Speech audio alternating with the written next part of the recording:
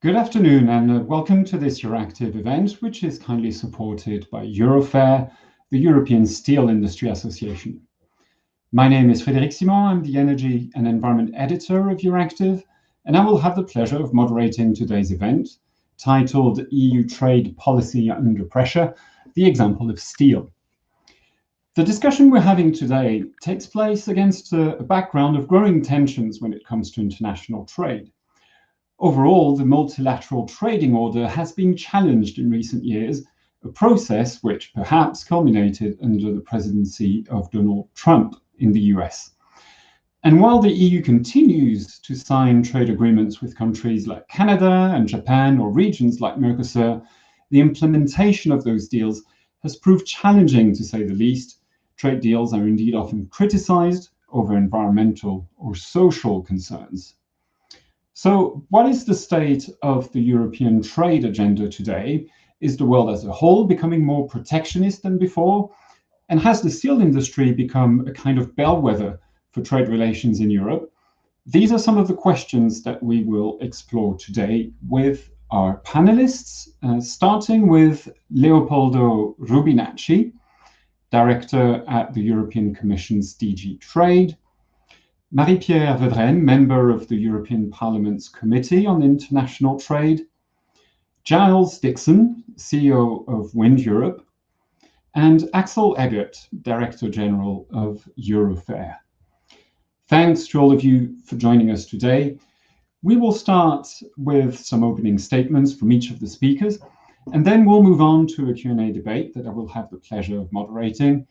We will also take questions from the audience, so don't be shy. You're welcome to use the Ask function on Vimeo to put your questions to the panelists. Now, I think that's all for me, so without further ado, let me pass on the floor to Leopoldo Rubinacci for some introductory remarks. Leopoldo, the floor is yours. Thank you, Frédéric. Good afternoon to all of you, and many thanks to Euractiv for the very kind invitation. It's always a pleasure to engage with people outside the Commission about what we do. So it's always a great opportunity. And good afternoon also to my co-panelists. Frédéric, you draw a very large picture of events. So I'll just try to say a few things. Yesterday, we closed the public consultation on the trade policy review. And so now we're going to digest the several hundred contributions that we have received with a view, as we promised, to then agreeing a communication by the Commission to the other institutions and, shall I say, to the whole world about the future orientations of trade policy. There are two fundamental objectives in this trade policy review. One, how can trade indeed contribute to sustainable development and to a sustainable recovery? And two, how can trade policy help build a strong EU based on a model of open strategic autonomy, where we still continue to think that it is important that we can reap the benefits of openness while at the same time protecting ourselves against unfair trading practices.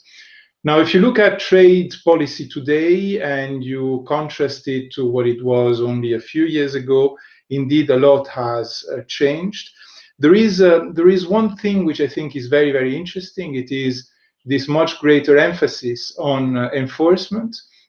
The European Commission has appointed a chief trade enforcement officer for the first time. We have also been working very hard on new tools. And that is quite novel because we haven't really worked on new tools in the past. I'm sure Marie-Pierre Vedrenne will say a few words on the recently concluded interinstitutional discussion on a renewed enforcement regulation.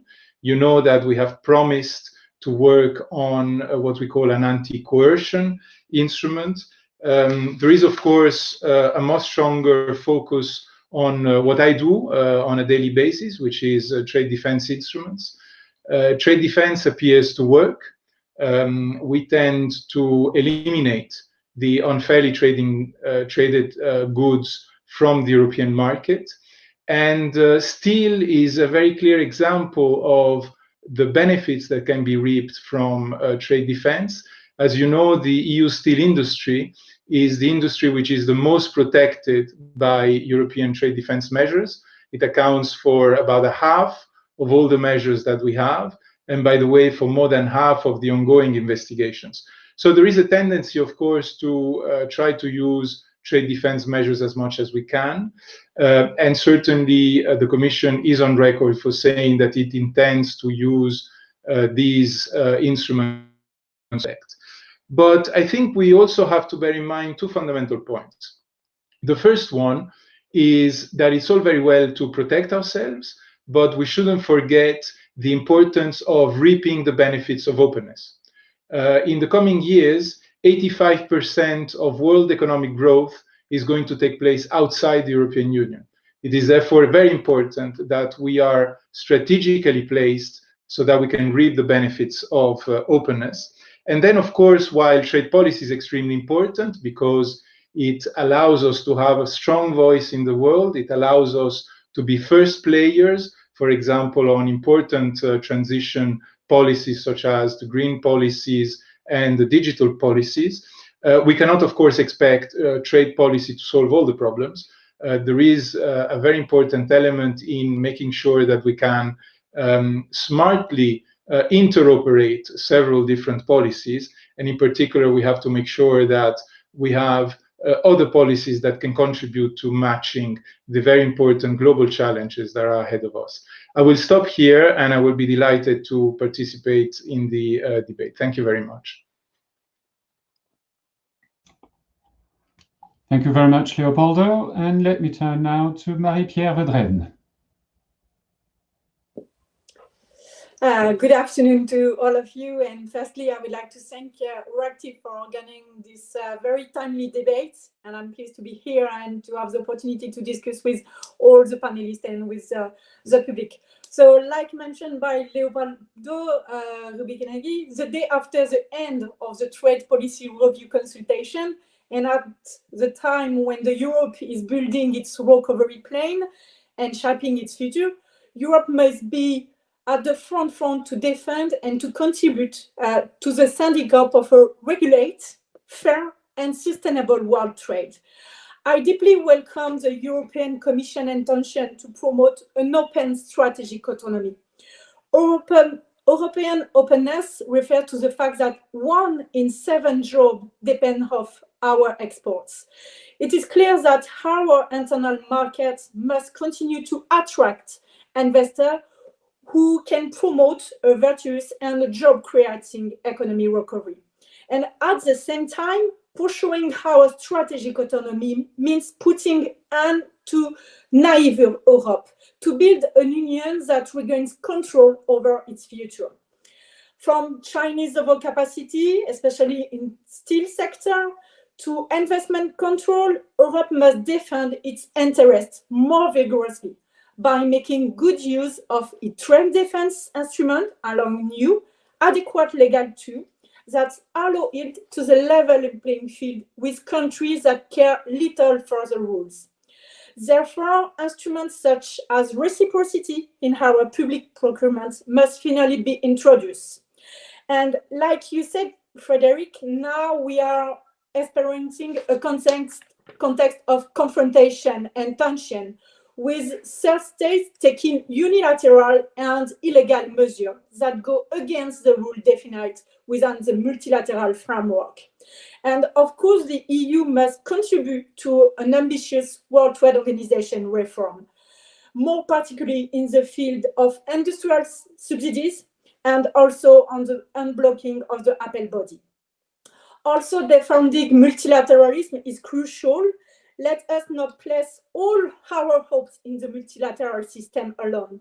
Let us strengthen certain areas of cooperation.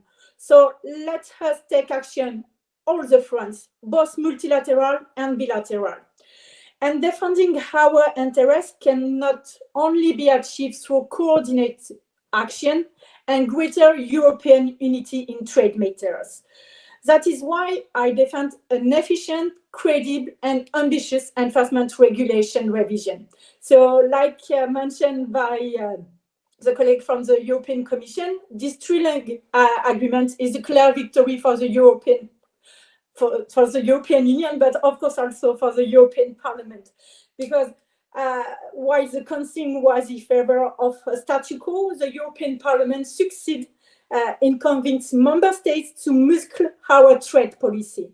Now the EU will finally be able to adopt countermeasures on services and the EU harmonized intellectual property rights, and that represents a growing part of our trade relation. And it was an absolute necessity to gain in efficiency. Under our pressure and constant demands, the Commission commits to present urgently and no later than by the end of 2021 a new instrument to deter and counteract coercive measures by third countries. And it's very good news because it is a major change of paradigm pushed by the European Parliament. And for me, this objective is not to launch new trade war, but to be enable the EU to react to illegal and unilateral measures. And this is the end of the European naive era. And it's a matter of credibility. We obtained a clear commitment from the Council, which recognizes the urgency of the situation, especially in the current trade tension context. And because some of discussion with some colleagues with the European Commission, I think that it's very important to say that deterrence or protection doesn't mean protectionism. Some member states still have too many reservations and not being able to take measures in all the area under discussion. And I think it's not conceivable. And not being able to react immediately is not more credible. And the Council must take steps towards the strong and united stance of the European Parliament. We must all go in the same direction, that of defending our European interests. And finally, in the context of our FTAs, our sustainable development position must be enforced too.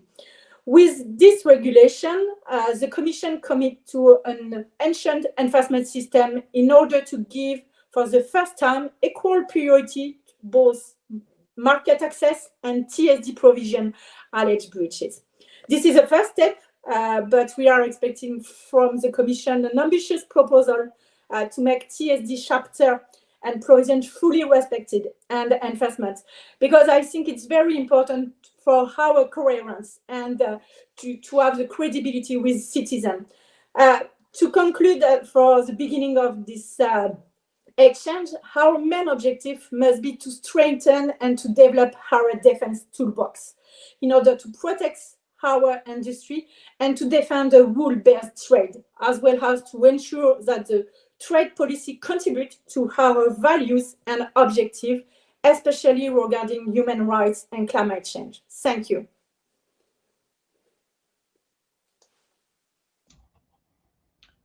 Thank you, Marie-Pierre Vedrenne. Let me turn now to Giles Dixon from Wind Europe. Thank you very much, Frederick. Can you hear me? Yes, we can. Go ahead. Excellent. Thank you very much for inviting me to take part in this debate. Steel is absolutely fundamental to wind energy. Steel is 90% of the mass of a wind turbine. It's our single most important raw material. And that makes steel essential for the EU energy transition and the Green Deal, because the European Commission are very clear, wind energy is going to be the #1 source of Europe's electricity in the future, whether it's onshore wind or offshore wind. Wind will be around 1/2 of all the electricity we consume in Europe by 2050. What does that mean? It means a huge expansion over the next 30 years in wind energy, which means in turn a huge expansion in the wind industry's demand for steel.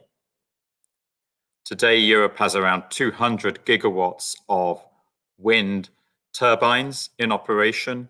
By 2050, the Commission says that number needs to be somewhere around 1,300 gigawatts. To put it another way, today the European wind industry is building around 11 gigawatts of new wind turbines every year. We need to build more than double that amount to deliver the Green Deal and climate neutrality by 2050. So that means a huge increase in demand for steel.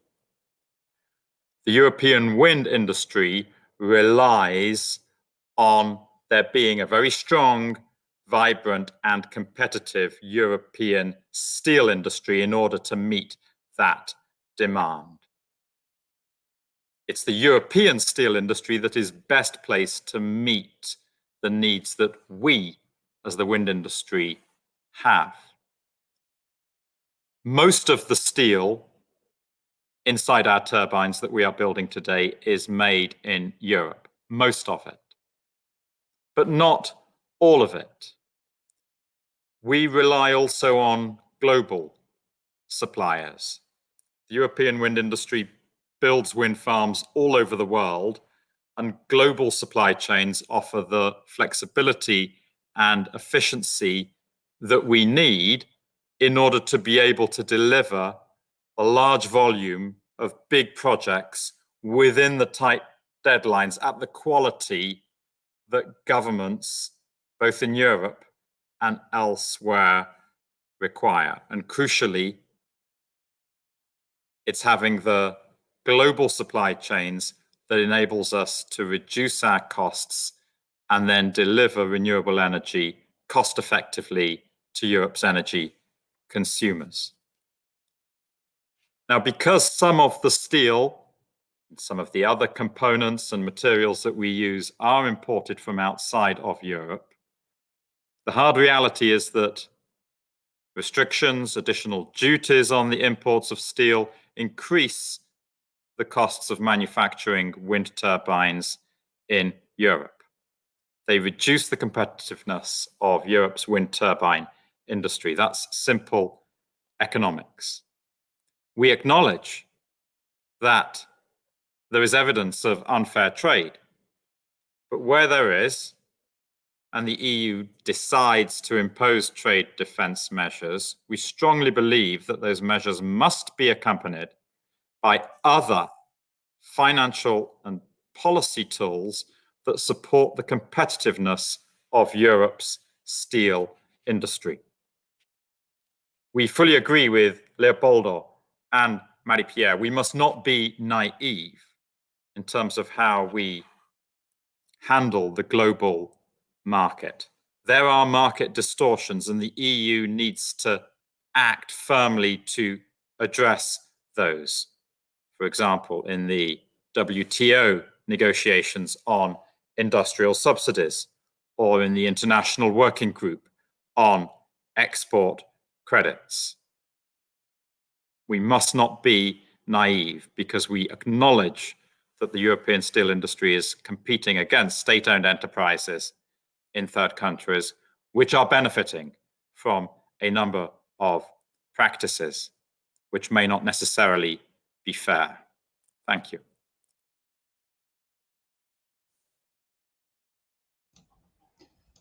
Thank you, Giles, for making that point. Indeed, not so well known that a lot of steel is needed to manufacture all these wind turbines.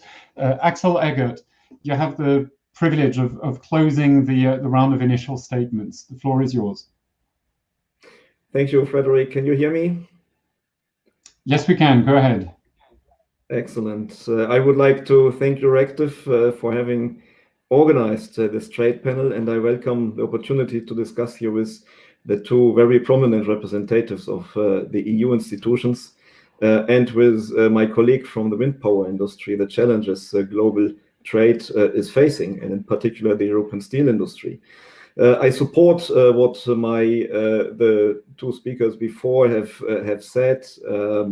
And it's very important that the EU reinforces the EU trade policy in order to protect the valid European interests. The steel industry is probably the most striking example how government initiated and supported capacity build-up in third countries leads to massive trade distortions and frictions between nations. And I must say that the European Commission and in particular the Directorate of Leopoldo Rubinacci helped the European steel industry in 2016 when we were confronted with a flood of dumped steel imports from China. It's really not exaggerated that this was crucial for the survival of our industry.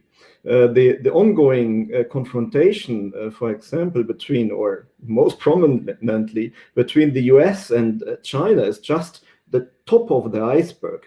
China's steel overcapacity build-up over the past 15 years is the main cause of the huge pressure on the global steel market, which led the US government to pull the emergency brake in 2018 by introducing a 25% import tariff on all steel imports, including the EU, based on national security law, the so-called Section 232. And we believe that this is not compatible with the WTO, but the WTO is a bit of handicapped in the moment. There's no appellate body. The US is blocking that. So we are turning a bit in circles. But the European Commission acted swiftly in implementing EU steel safeguard measures with a tariff on EU steel imports if these exceed the volumes of traditional imports in order to avoid trade flow deviation. And I must say this is important because the EU had never before imported as much steel as in 2018 in that period. We import 30 million tons of steel today. We export 20 million tons of steel. Of course, therefore, we are in favor of free trade. We need free trade, but it needs to be fair. That's very clear. And that's not the case today. And coming back to the safeguards, unfortunately, these were ineffectively for part of our industry in the first 2 years. It took 2 years now to make the necessary adaptations so that the safeguards now prevent, let's say, the worst case scenario, while they are still being not sufficient to tackle, of course, the huge crisis and the downturn in demand, which has been caused by the corona pandemic. This is also why we have requested the European Commission to review the safeguards in order to extend them beyond June next year, where they are to be expired. We could probably see new shockwaves of imports, additional imports above traditional trade imports, if there is a sudden abrupt ceasing of the safeguards. The steel industry in Europe is one of the most hit sectors by the current crisis, with 50% production cut in May and an average cut by 17% in the period from March to October compared to last year. We have still today 28% of our workforce which is on short-term working or temporarily laid off. So this is huge. It's a huge impact, and we will not be able to recover this year, and it will take maybe next year 2 years really to fully recover from that. At the same time, we are at the front door of decarbonizing our industry. We have an ambitious objective, probably the most ambitious among energy-intensive industries, to reduce our emissions by 30% already in 2030 compared to 2018 levels. We will need many more windmills, so to connect to the Giles from the wind power industry. We need 400 terawatt hours of electricity in order to decarbonize, and this will be needed to produce hydrogen and to be used for carbon capture, use and storage of CO2. So 400 terawatt hours of electricity, that is comparable to the total electricity consumption of France. And there will be a lot of wind towers and wind turbines needed, and this will become a great value chain for the benefit of both the wind power industry and the European steel industry. But what is important is that we have fair trade. We see now that there are wind towers dumped from China onto the EU market, and the wind tower organization or industry has requested a dumping case on that, and we see that this is taking place, and to conditions where the steel which is imported in these wind towers has a lower CO2 footprint than that produced in the EU. And we are advancing very fast. So when we decarbonize, then we will see more imports if we do not have the right set of measures. We have currently a discussion on carbon border measures. So this is very important that all the steel imports which we have, and that accounts also for other materials, have a similar carbon cost constraint as European producers have.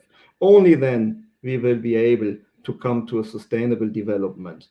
So there needs to be a set of measures which comes to a fair level playing field, and for that reason the European steel industry is requesting a Green Deal on steel. We have proposed that. We are still waiting for a reply from policymakers to sit together with our CEOs and to discuss this, to discuss 10 measures which have to be taken in order to make investors and steel companies able to invest in these new technologies. And this will be a great future and makes us even more competitive as if we were without the global trade distortions. Thank you very much. I stop here for the moment. We certainly have a lot of other things to discuss. Thank you very much, Axel Eggert. We can now move to the Q&A session. And let me start maybe with a question to you, Axel. The EU, as Leopoldo Rubinacci has said, the EU has adopted a more assertive stance on trade in the past years. There's now frequent talk of reciprocity in trade deals. We saw some new trade defense instruments being put in place, like you said.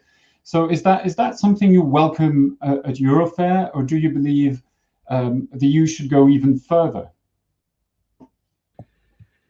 Yes, of course, we welcome that. There has been a trade defense modernization in 2018, but this is also applied, but not to the extent it can be. So this made the time. So first of all, we need the EU needs to implement the trade defense instrument at hand without inhibition. That's very clear, and that will already help. But then we have also the continued problematic of the WTO, and therefore, Ms. Vedren rightly pointed out, we need also to be able to enforce trade law when the WTO is not able to do that. So for that reason, we are hoping that very soon there will be a proposal from the Commission to enforce trade rules if the WTO is not able to do that. We had hoped that this could already be done now, but now we expect a proposal very soon on that. So there's quite some scope to improve. We need, of course, to improve the WTO rules. We need to have stronger rules on governmental subsidies and support schemes in all the countries around the world. And the WTO is, of course, the best tool to do that. But a reform of the WTO will take years. The WTO is not up to date today anymore. This has been updated last time, I think, 25 years ago. The world has changed, and we need to find a way how governments around the globe can agree to make this update very soon. But usually I'm an optimist, but I fear it will take many years until we have a WTO with a set of rules that is adapted to today's realities. Axel Egger, very quickly with you still. There was an election in the United States which could potentially unblock the stalemate that we saw in the WTO appellate body. So what are your expectations there? Do you now hope that trade and multilateral trade can be unlocked once again, thanks to the election of Joe Biden in the US? Yes, of course, that is what we hope, but that concerns also on climate change. We need the US to come back into the global economy, global discussion about how to mitigate the effects of climate change. I think Mr. Biden has promised to do that. But on certain trade measures like the import tariffs on steel, we do not think that the US will very quickly now withdraw this so-called Section 232 measure. And that, of course, is then also necessary for the EU to extend our safeguards as well.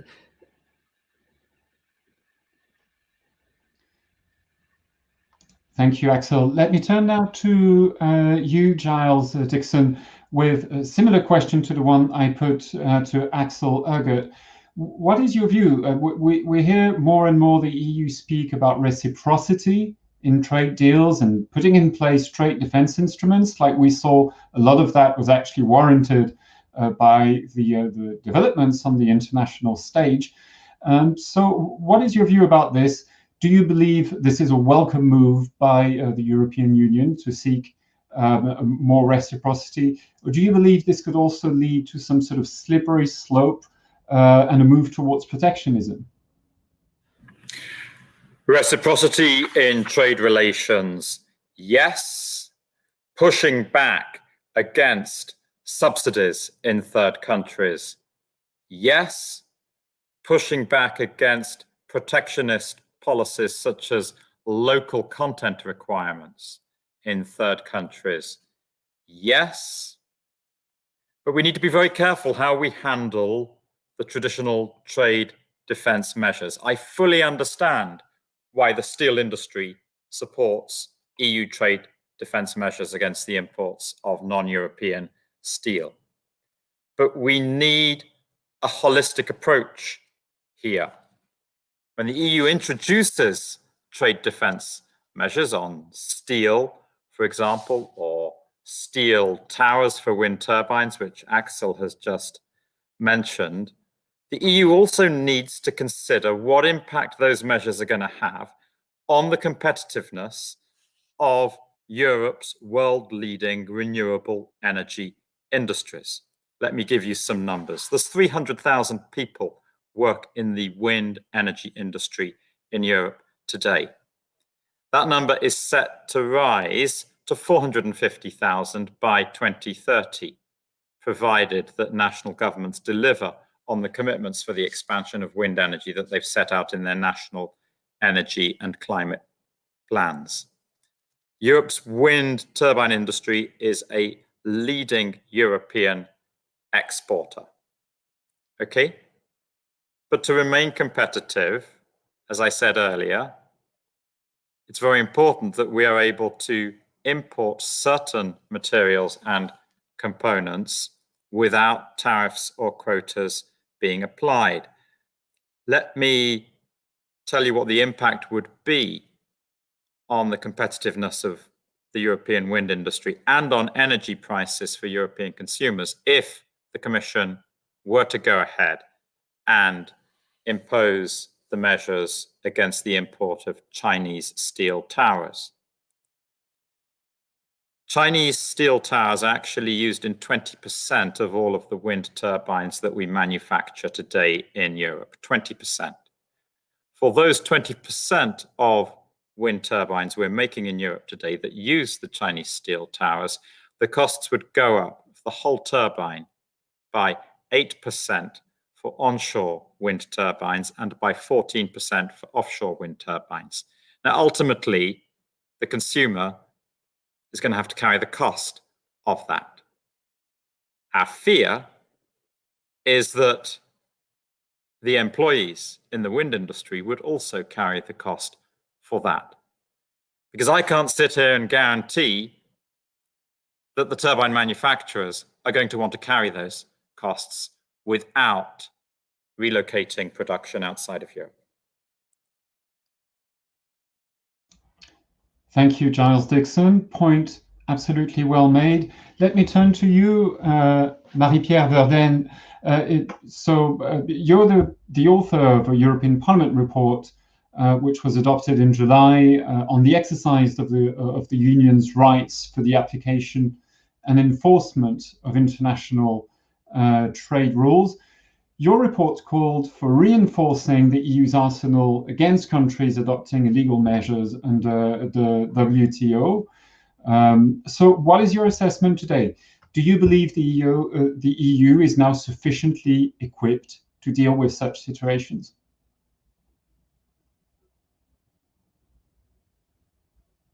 And you should maybe, Marie-Pierre, you should unmute your microphone. There you go. We can hear you now. Yes. Okay, thank you. Yes, I think that the European Union have to reinforce our tool. We need more instruments to defend our interests. Enforcement regulation is the first step, but it's not enough to defend our interests. So it's why I think that the Commission proposal to have a new instrument to deter and counteract coercive measures, proposal in 2021, is a good news. Because like you mentioned and all the panelists mentioned, now we have a very difficult context. And we have, of course, the election of Joe Biden. It's a good news. But we know that it will be always difficult. We have US, we have China, but we have also other partners. So it's very important to have a big toolbox, to have the ability to react and to have the capacity to defend our interests.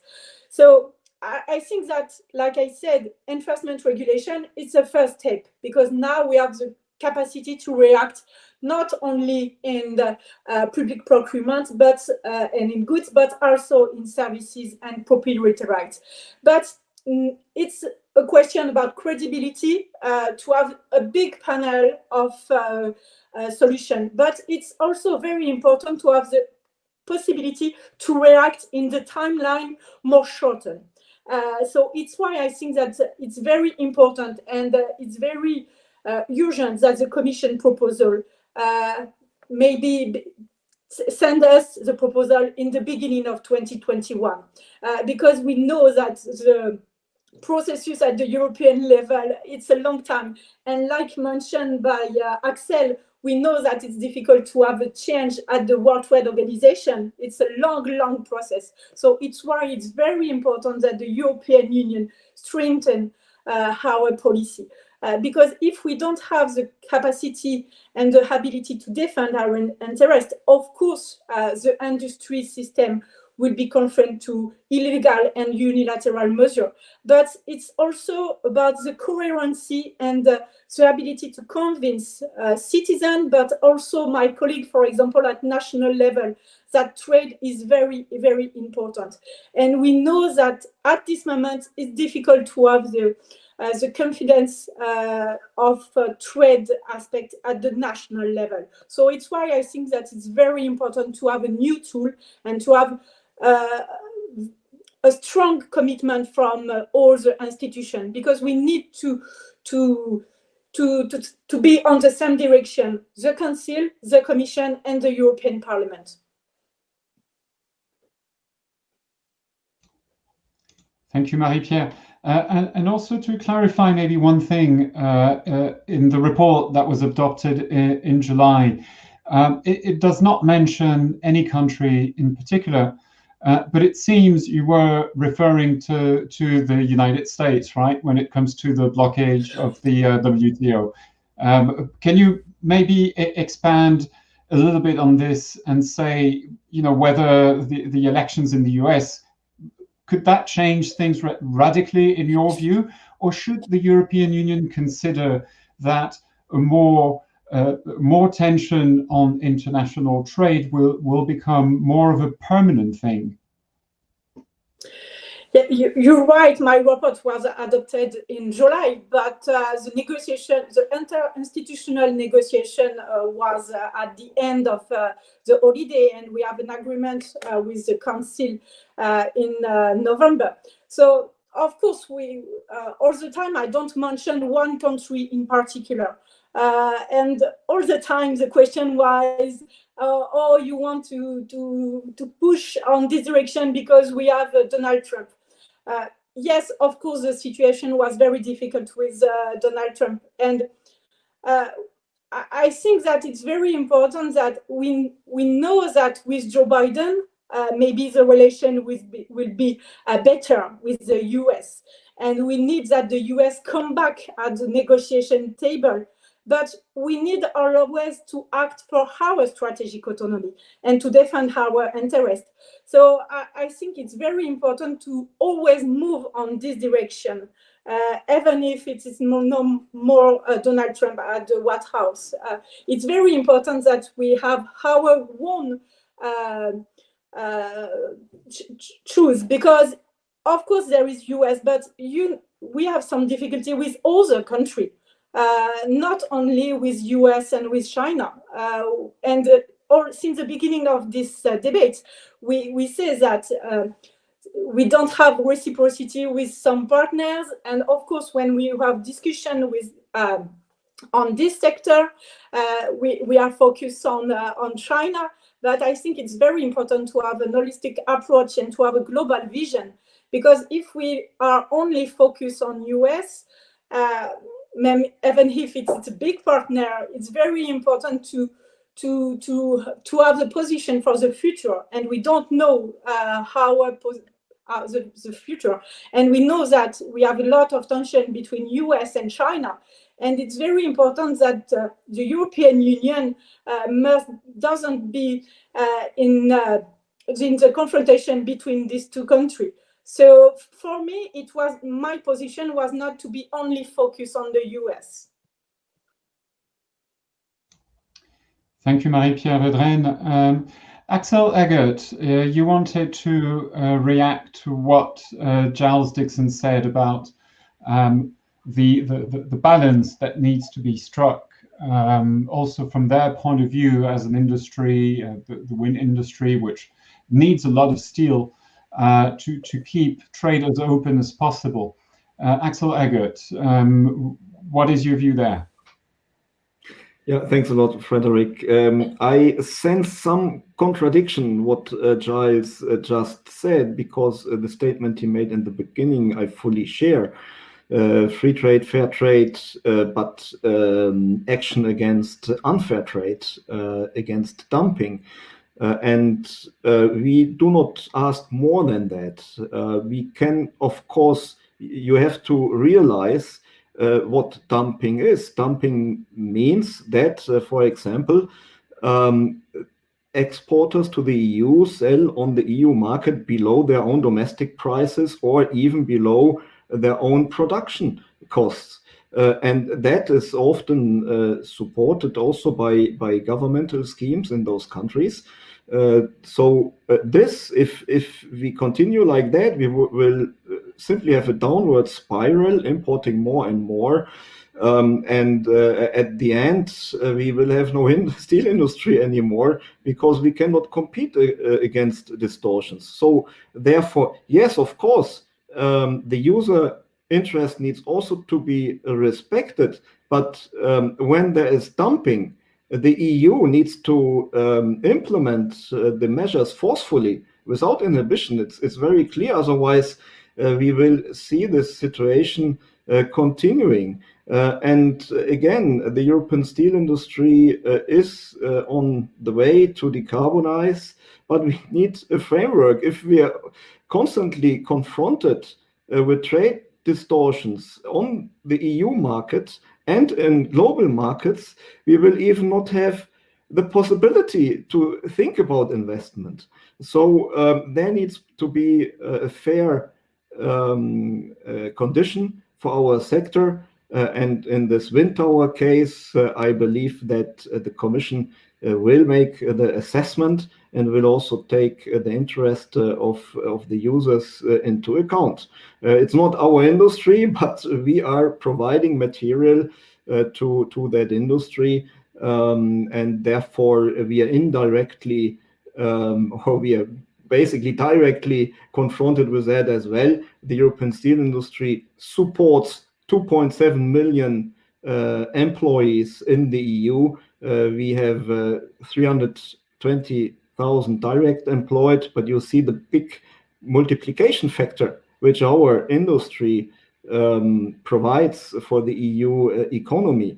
And the last word to Ms. Vedren, I fully support again what you just said. It is not only China or the US, there are many more countries, of course, who try to undermine WTO rules, who declare themselves, for example, as developing countries and therefore have some exemptions under WTO, even though their industry is fully industrialized. So there are some issues which we need to talk about and which need to be changed. The European Commission is doing a huge effort in this global forum on steel access capacity, which we welcome. It's really taking a leadership, but of course, when then China drops out after 2 years and now India is not showing up anymore to this process, this is a setback. And therefore we need tools like enforcement regulation to cover the gap which we have here. And of course, the time which we need from an initiation of a trade defense case to final measures is still 16 months. That's of course a problem inherent to the structure of the European Union, that we have 27 member states, but it should not be an excuse to try to further improve. We need to be also top here in terms of implementing, and there I believe the Commission and DG Trade needs to have more support, that the tools are there, the resources are there to manage this, because we cannot expect that now in the short term trade frictions will become less.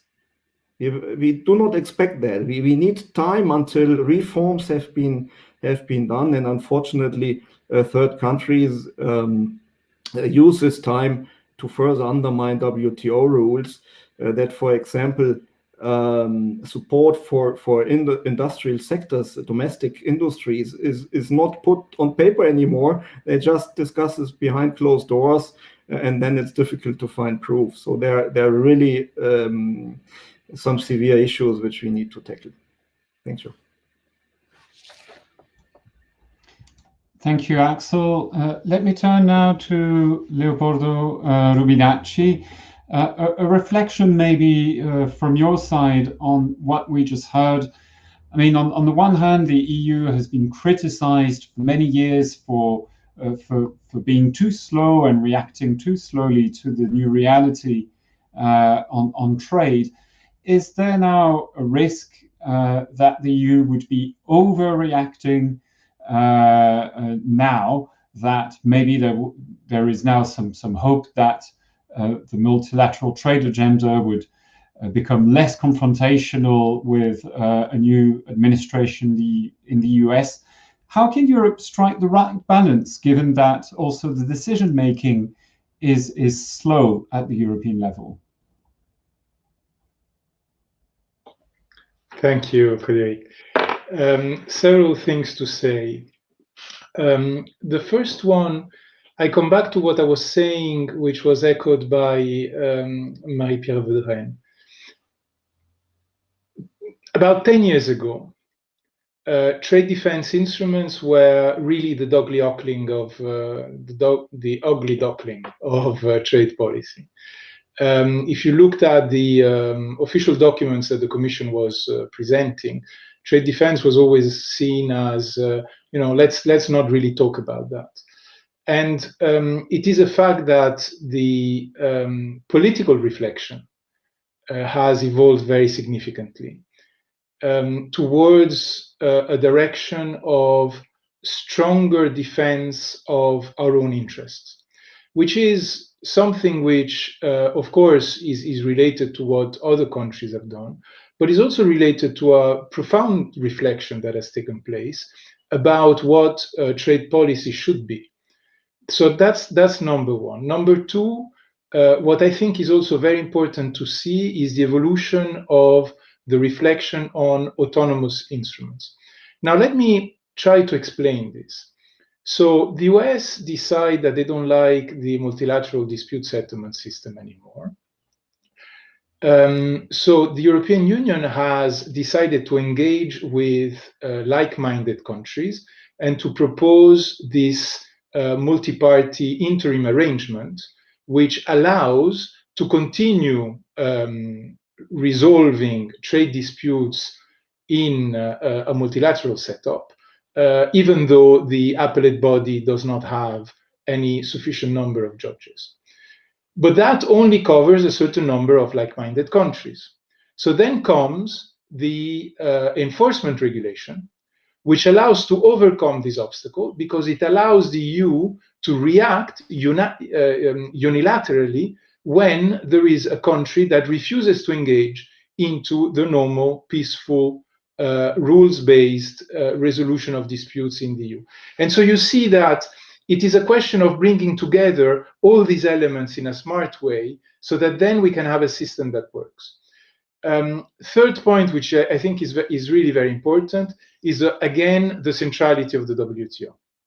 The WTO is fundamental not because it's something we like, it's because it is the only system that is going to allow to have the necessary transparency and predictability for the rules that underpin trade. If you ask any businessman about what is the most important thing to conduct business, most of them are going to reply to you, predictability. We can engage, we can invest, we can do whatever we want as long as we know what kind of rules we're going to have. So I think that we have to see this development of unilateral instruments in this light. And more will come. You know that we are working on the issue of subsidies in the internal market, and we're now going to work on this anti-coercion instrument as we have promised the European Parliament and the Council. When it comes to the striking of the right balance, I think that what is very, very important is to have an acute understanding of what our interests are. Now, I'm going to give you two examples. The first one, the European steel industry tells us, and we're very worried about that as much as they are, that their export performance is declining. Now, this is bad because we want a European steel industry to thrive, not just on the European market, but also abroad. There comes the importance of enforcement of the rights that we have under the WTO and in the bilateral free trade agreements. It is the WTO and the FTAs that guarantee the reciprocity of trade relations because they are based on the same set of rules. But what is important is that we can enforce those rights. So this is why we are now putting this emphasis on enforcement. And by the way, I'm sure you have seen that in these days we're launching what we call a single entry point, so that we can collect more efficiently the market access and trade and sustainable development complaints from industry and civil society, so that we can enforce the rights that we have in FTAs and in the WTO in a more effective way. So that's number one. Number two, and I come to what Giles was saying about the importance of competitiveness, and also what Axel was saying with regard to us having to do things without inhibitions. We are very proud to have in the trade defense system what we call a union interest test. Now, this is very important. Why is that? It is a test that allows us to make sure that we're not going to overshoot in our trade defense measures. We are acutely aware that all this exercise is always an exercise of balancing. The last thing we want is that by protecting one industry, we're going to shoot a bullet in the foot of the downstream industries. And this is why we are careful. Sometimes we're accused of being too careful.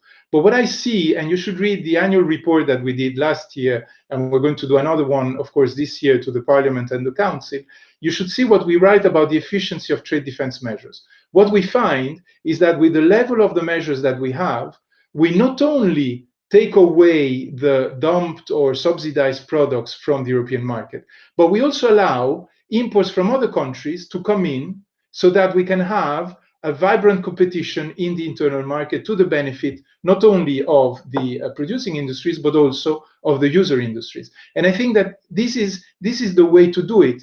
We have to be very strong in the defense of our interest. Our interest is not just to defend one type of industry. Our interest is to defend the totality of the European industry, the totality of the European agriculture, the totality of the European service industry, and so on and so forth. We have to be aware that we have a very complex economy, and therefore there is always an element of balancing of different interests that we have to keep in mind. I could continue for hours, but I will stop here. Thank you, Leopoldo. And let me ask a question which is coming from the audience. And it's about the measures which are currently in place and which will expire in July 2020 on steel, the safeguard measures which are in place there. The question is, what kind of trade protections could the EU put in place, assuming those measures are not prolonged? What kind of measures could the EU put in place in the interim before eventually a carbon border adjustment mechanism is put in place?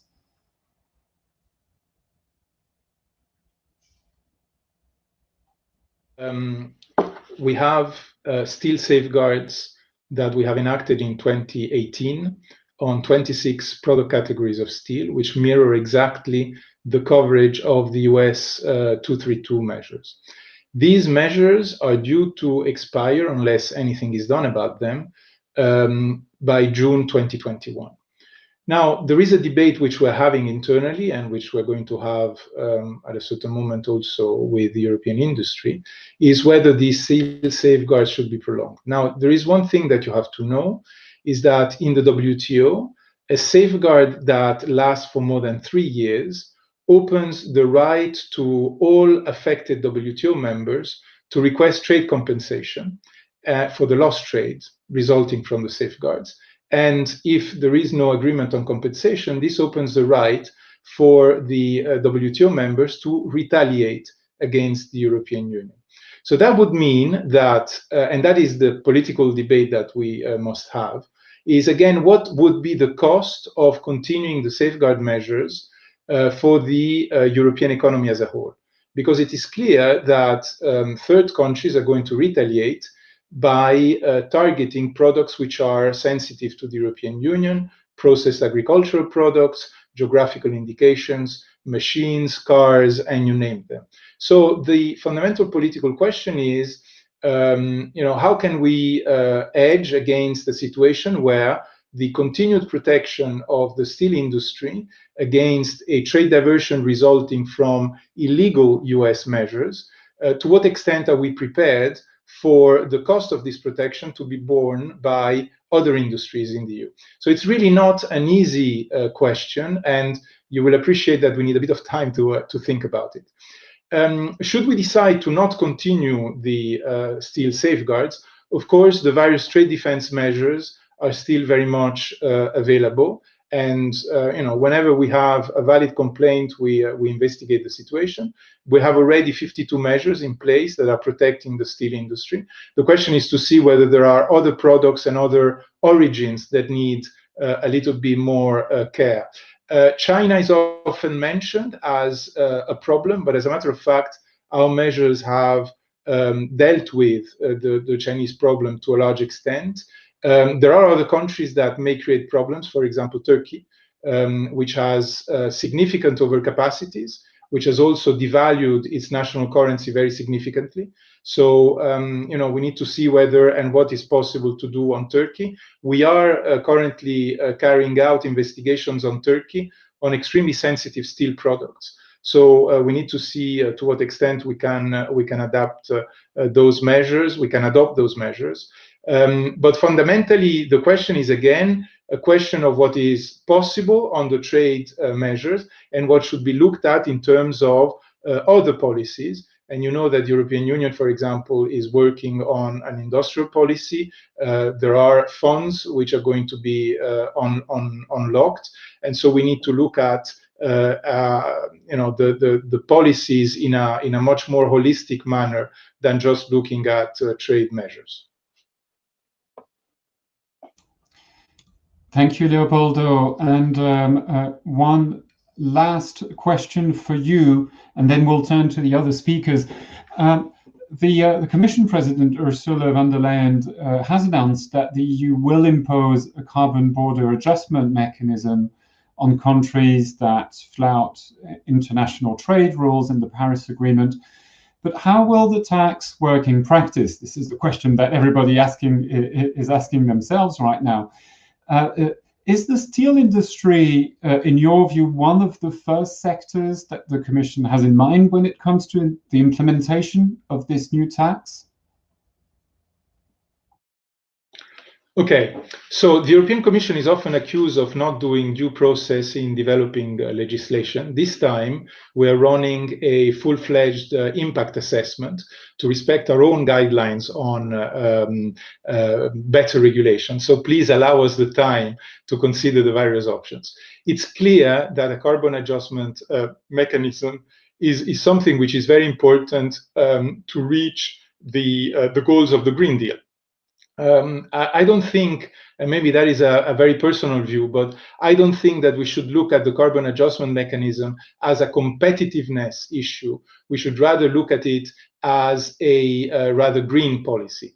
Now, having said that, so really, Frédéric, you will have to wait a little bit more until we can tell you what we're going to do exactly. There are two things, however, that I think are important. One is the WTO compatibility. It is possible to develop a carbon adjustment mechanism which is WTO compatible, but we have to look at what options we have.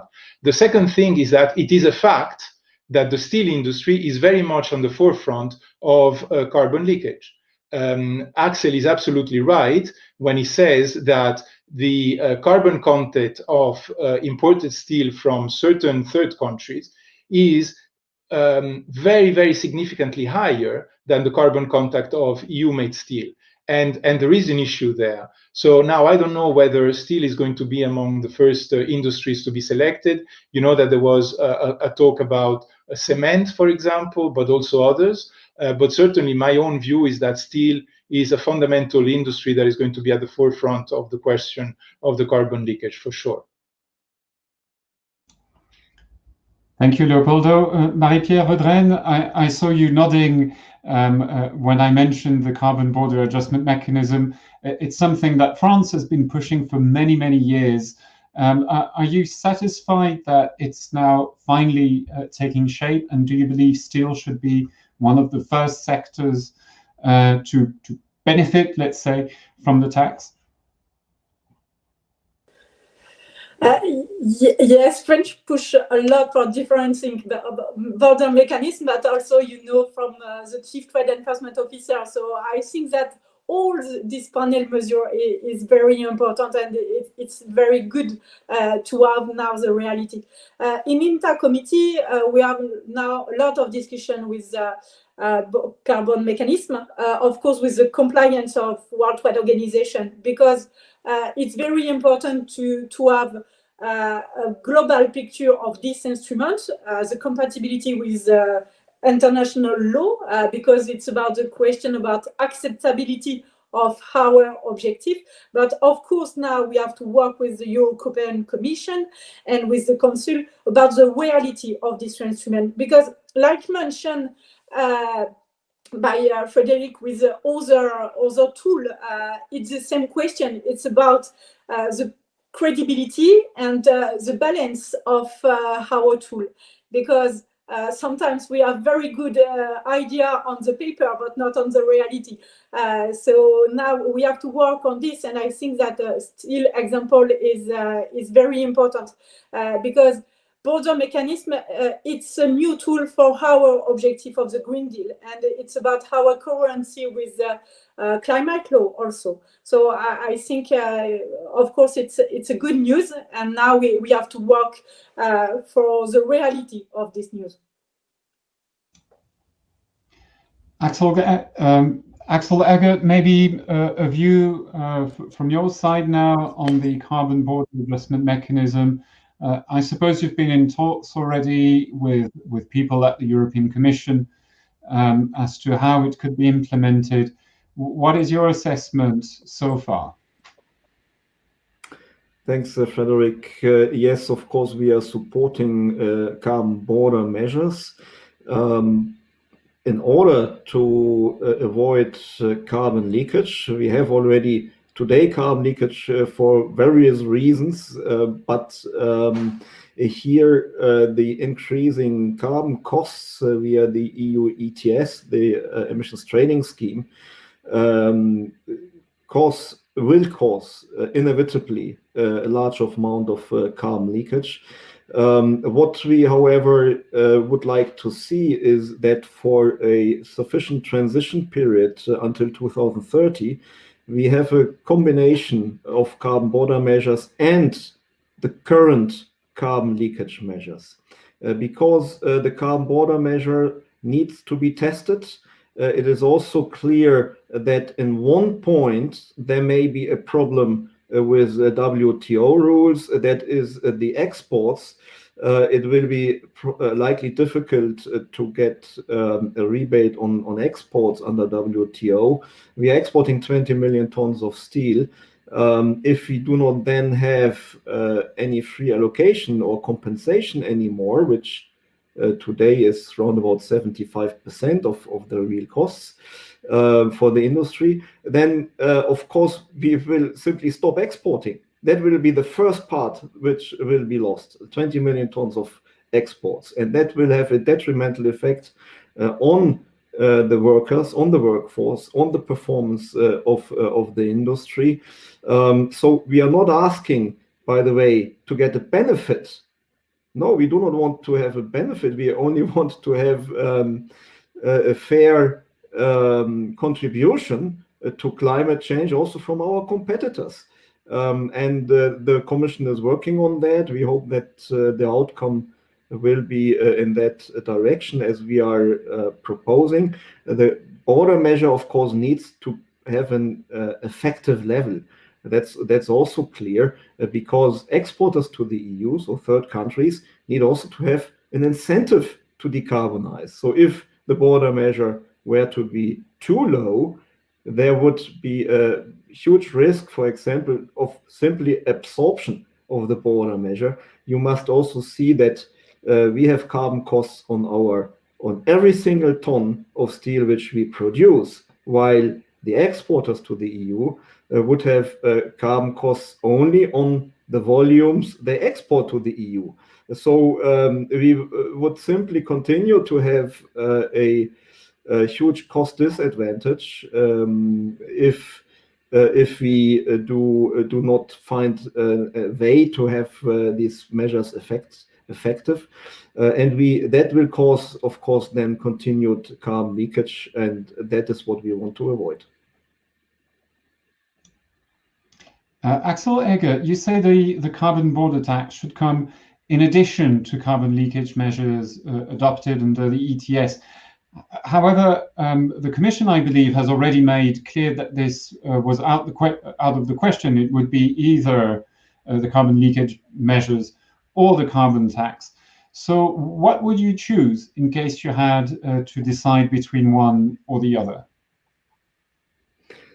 No, I don't think that the Commission said that there will be an immediate change. They say it's an alternative, yes, but there needs to be discussion of the transition period, which I mentioned before. Free allocation will be reduced anyway over time. We know that. We have a cap. So we will more and more need to think about a system which replaces the carbon leakage measures over time, but that cannot be from one day to the other, and by that risking millions of jobs in Europe. So again, I do not see any contradiction. For us, it is absolutely crucial to keep the level of free allocation and compensation on the level of the benchmarks. And that is the average of the 10% most efficient installations in Europe, which should have a sufficient supply of leakage protection. That's basically 5 out of 100 installations. So we are already very restrictive in this, and it's only fair to have this transition period. Thanks, Axel Eggert. Giles Dixon is asking the floor, and then I will turn to Leopoldo Rubinacci, maybe for a reaction about those interim measures in case a border tax is implemented for steel. But Giles Dixon first, please go ahead. Thank you, Frederick. On the carbon border adjustment, the very strong commitment that the Commission is showing to do all of the necessary work on this, and it was very good to hear what you said, Leopoldo, on this. We hope that that will help to leverage increased climate ambition from the EU's trading partners over the coming years. It's very clear that in order to support the competitiveness of the steel industry, all sorts of policy measures are needed. It's not just about trade policy. We would strongly support Axel's call for urgent action on a Green Deal for steel. Some of our own members are involved in projects in Sweden and elsewhere to help decarbonize steel manufacturing. There needs to be increased investment in R&D, in clean steel. The European Investment Bank needs to be fully mobilized to help to finance these investments in the decarbonization of steel manufacturing. So there's all sorts of flanking measures that are needed, and simply relying on trade defense measures on their own is not the way forward. We had the example of the trade defense measures on grain-oriented electrical steel, which are used to manufacture transformers that are used in wind turbines. So the measures were introduced. They do not seem to have worked. The EU only has one manufacturer of GOES today, and it's not able to provide GOES at the quality that the wind industry requires. We do not condone dumping at all as an industry for steel towers. It's up to the Commission to decide whether dumping has taken place or not. And there's no contradiction in our support for tough trade policies with our position that we need this more holistic approach and we shouldn't be over-reliant on trade defense measures. Thank you. Could I just make one final observation, which actually in the discussion very quickly? We strongly support what the Commission is doing on the environmental goods and services agreement, trying to revive the negotiations on that. That could be a very useful trade policy tool indeed. Thank you, Giles. Let me turn to Leopoldo Rubinacci, giving you an opportunity maybe to react to what Axel Eggert said. My understanding is that the European Commission has made quite clear that for the steel industry or any other industry which would be covered by the carbon border adjustment mechanism, that they would have to choose between the carbon leakage measures adopted under the ETS or the carbon border adjustment mechanism. Is that the case, Leopoldo Rubinacci? Is that already something that is kind of decided at the European Commission? Frederic, I don't know. It's not something that I follow directly. I'm afraid I cannot answer this question. There is, however, one thing which is very important is the whole question of WTO compatibility. And I'm sure you will see that when we come to the end of our impact assessment, there will be a certain number of policy options that may have been discarded because of WTO compatibility concerns. Can I just say one thing about what Giles was saying about the measures on grain-oriented electrical steel sheets?